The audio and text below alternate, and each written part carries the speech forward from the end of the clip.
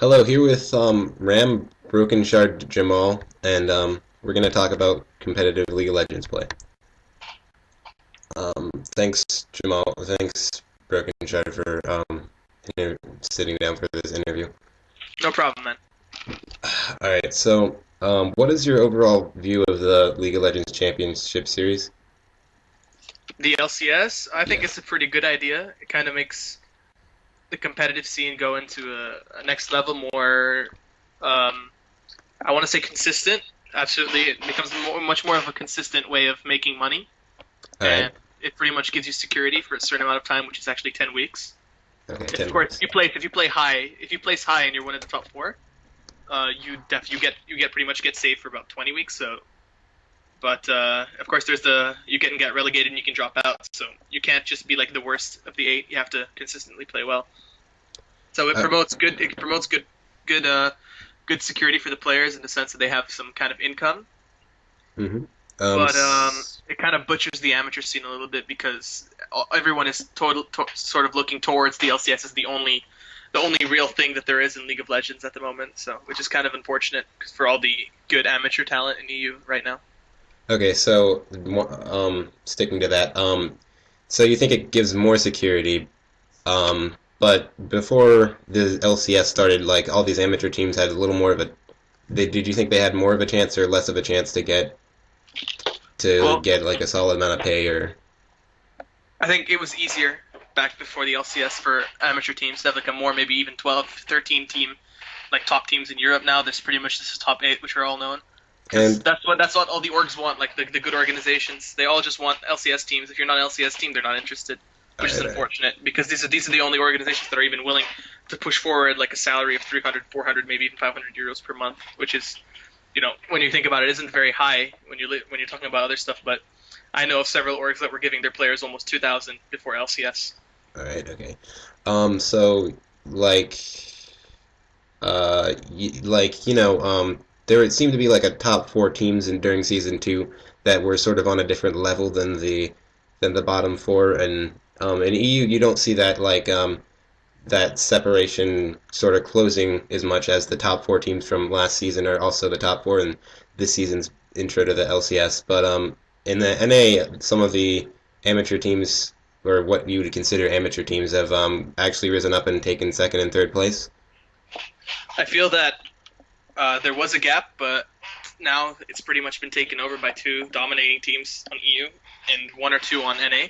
Like I feel that at the moment, Team Solo Mid for NA are like the top team, and then the way I see it, all the others are just like on the same level as each other, and any team can just take each other over. Like I totally could see an amateur team like Quantic beating Curse at any Okay. given point, just because that's the way I see it right now, the way Curse are playing.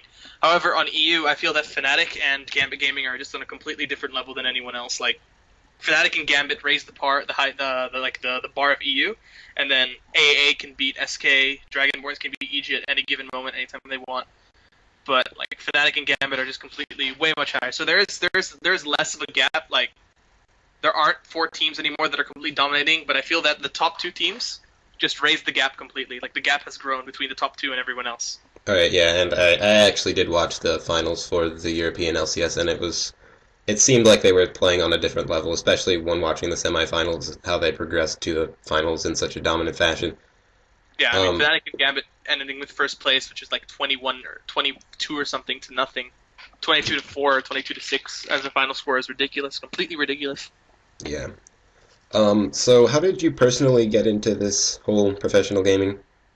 I qualified with Team Dragonborns in end of January. All right.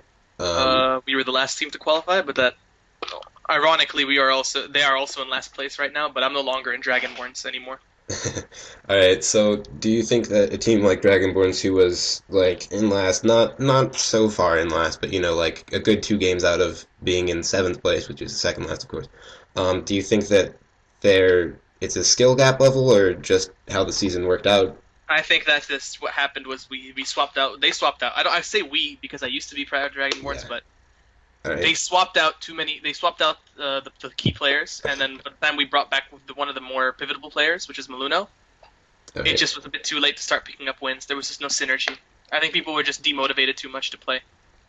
Okay, so you think that being together for a long time is one of the most important factors, or Take a look at Fnatic. You've got Cyanide and Peke, who are the two only players on that team who have stuck together for so long. But they're playing with players that they've played with for well, they played around, played next to, played like as friends for almost 2.5 years. Soaz and Rated and Yellowstar all like have all been in the scene since season one, even before.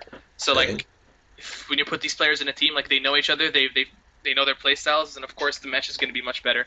And then you've got Gambit, who have stuck with the same lineup since they were formed. Okay, yeah, yeah. Um, and so in NA, obviously, Team Solo Mid has basically been together except for a few pickups here and there for like almost 2 years now. Yeah. Yeah. Okay, so what's your feelings towards the competitive community, like the players themselves? What do you mean, like personal relationships? Yeah, like personal relationships. Like if I hate anyone or like anyone? Well, like how the teams interact together and such. Generally, it's a very friendly reaction. Okay. When I was chilling over there in Cologne a couple of times, it was I was very open to talk to the other teams, All right. which is actually not something I've seen before because I was in several LAN events and particularly Gambit Gaming would kind of sit on their own and not really be social. But now I see them being more social and talking in English more often. Yeah, okay. And English is the main language that most teams use. Obviously, there's some teams like Gambit, who is a Russian team, and Giants, who is a Spanish team that don't speak English very well, yes? Yeah. Well, yeah. Actually, Giants don't speak English very well. Actually, it's very difficult to speak to them. Sometimes their manager has to translate some of my messages. Yeah, and the Asian teams don't Oh, of generally course, the speak Asian teams English. are something else completely, but still. Yeah. So you probably don't have as much insight into the Asian No, scene. not Yeah, really. okay. I only watch their games. I've never met really any of the Korean players. All right, all right. Um, so in your time as a player, what was your favorite moment or experience?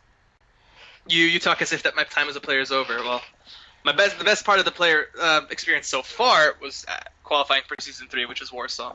Okay, okay. That was Well, like I peak didn't mean your time as a player was over. Just, you were a coach for a little while. Yes, and a sub. sort of ish. Yeah. Okay, all right. Um, do you have Favorite any? moment? Definitely qualifying. Like there's nothing that beats that moment. All right, and that was um, and when was that? That was in January, late January. January. Okay. Do you have any special memories from watching any League of Legends game? LCS or non, it Special doesn't matter. memories. Like particular plays that kind of stuck to me. Yeah, yeah. Kind of thing. Definitely Dragonborn versus SK in one of the earlier weeks, Okay. where Shuche picks up a double kill with his laser instantly on two members of SK, and then after that, where Spontex gets like a triple or almost quadra dunk with Darius, which is something that is like we've been playing a lot of Darius, and it was something I remembered. So it was probably one of the better memories All right. Okay. when we were stomping teams, pretty much. So do you feel that Riot Games is doing this whole LCS thing for more of a financial incentive, or because they want to see their game played at a higher level? Kind of both. At one point, they kind of want to they want to make esports, they want to further esports, of course, in a sense that it'll make it more professional, Yeah. and they want to make esports like something that's more not necessarily frowned upon as a profession. But at the same time, it seems that they're trying to monopolize it way too hard, Okay. like Because taking a other dictatorship approach to it. The way I see it, like the way they barely give us information in time. They sometimes don't give us information at all, which is really difficult for some teams. They're very sloppy when it comes to handling money. Sometimes we receive money payments late on Dragonborn, so we actually had to take loans from banks in uh, order to pay off some stuff and buy a house. Sometimes we just didn't get money at all. Of course, we got the money in the end, but it was given late, so it was very difficult to manage. okay. I feel like Do their you organization is just very sloppy when it comes okay. down to it. All right. So do you think that's going to improve over time and smooth out a little bit, or do you think that's just the way that they're going to run their business? If it doesn't improve, then something's definitely wrong, but it should improve. Okay. All right. Um. So like obviously there are only like a few road trips to throughout like Europe, and in the European LCS they usually have a crowd. Yes. There's a small crowd. It's just a couple of chairs, only like 30 maybe chairs. Okay, 30 chips. Because I mean, I guess it's kind of hard to get fans in there Yeah, well, for every there's game. there's like 30 something chairs in the main room where you're watching all the teams play. But when they did the road trip to Lille, it was something else. Leo France. Okay. So for season two World Finals, obviously they're making. I mean, it was in a big venue. There were a lot of fans. There was a lot of marketing for it, and there was a lot of people watching the finals. But do you think that Riot is at the current making money off of this professional scene? They're obviously making money. Like I Okay. would be surprised if they weren't making money. Okay. All right. So you don't think it's just so that more people will play their game? Yeah. All right. Um, so thanks for sitting down with us. That's pretty much all the questions I have.